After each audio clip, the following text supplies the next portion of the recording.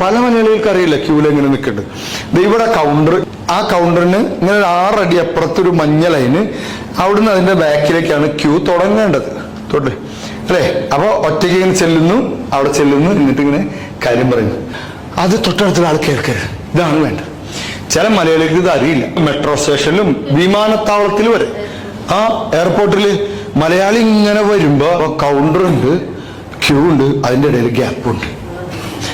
അപ്പൊ നേരെ അതിന്റെ കൂടെ ചെല്ലുന്നു. ഓട്ടന്മാർ. അപ്പൊ മറ്റവർ പ്രതികരിക്കാത്തത് അവർക്കെല്ലാം മനസ്സിലായി, ഇപ്പം പൊട്ടനാണ്.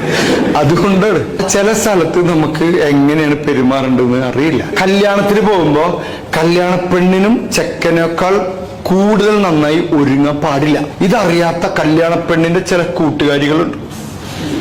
ഈ കല്യാണ പെണ്ണിനേക്കാൾ ഭംഗിയിൽ ഒരുങ്ങിയിട്ട് ഇങ്ങനെ വരും.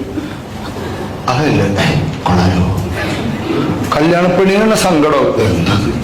ഞാനൊക്കെ പെണ്ണ് കാണാൻ പോയപ്പോ 4 പേരൊപ്പം കൊണ്ടുപോയി, എന്നെക്കാൾ ഭംഗിയില്ലാത്ത. അങ്ങനെ സെലക്ട് ചെയ്ത് കൊണ്ടുപോകണം.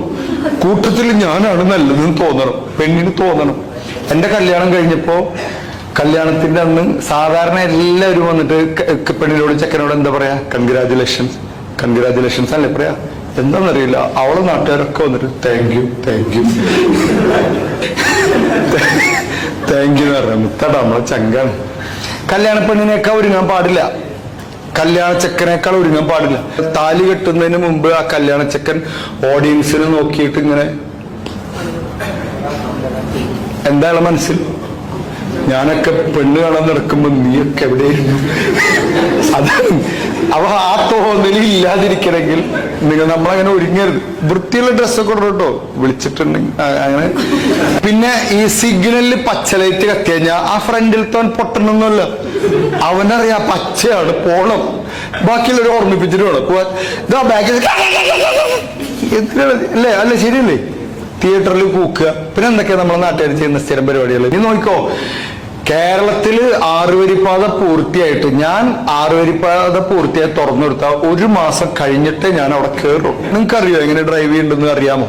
ഇടത്തെ ലൈനിലൂടെയാണ് സ്ലോ ആയിട്ടുള്ളത് പോകേണ്ടത്, അവിടെയാണ് ലോറികൾ പോകേണ്ടത്. എന്താണെന്നറിയില്ല, ഒറ്റ ലോറി ആ വഴിക്ക് പോയി. നടുക്കിലൂടെയാണ് സ്പീഡ് ലൈൻ. റൈറ്റ് സൈഡിൽ അറ്റത്തുള്ളത് ഒഴിച്ചിടണം, ആംബുലൻസിനുള്ളതും.